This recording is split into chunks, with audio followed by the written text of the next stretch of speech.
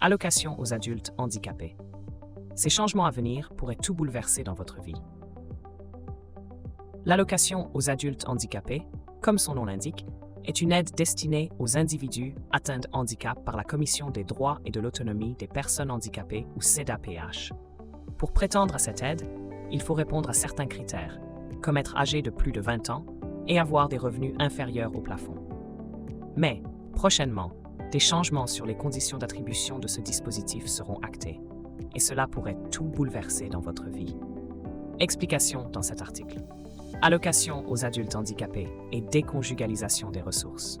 L'AAH est conçue pour les personnes dont le taux d'incapacité atteint les 80%. La déconjugalisation est une nouvelle mesure entrée en vigueur le 1er octobre 2023 qui s'applique pour les personnes en couple. Le calcul de l'AAH n'inclut plus les ressources du partenaire.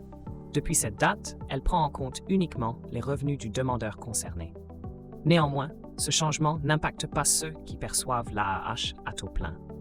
Mais si vous bénéficiez du dispositif à taux partiel, le montant de votre allocation a forcément déjà augmenté depuis le mois de novembre.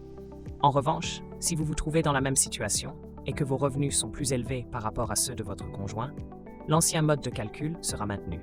Par conséquent, vous encaissez le même montant. Enfin, pour les nouveaux allocataires, la déconjugalisation sera effective, peu importe les ressources de votre partenaire. Allocation aux adultes handicapés. Kit des bénéficiaires partis à l'étranger.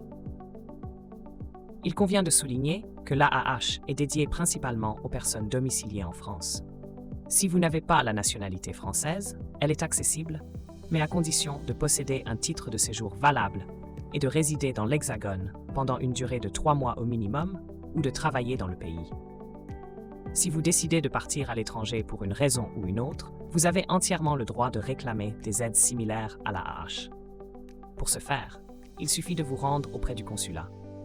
Néanmoins, le montant qui vous sera attribué sera légèrement inférieur à celui de l'allocation aux adultes handicapés, qui est arrivé à hauteur de 1 016 € en avril 2024, pour un taux plein.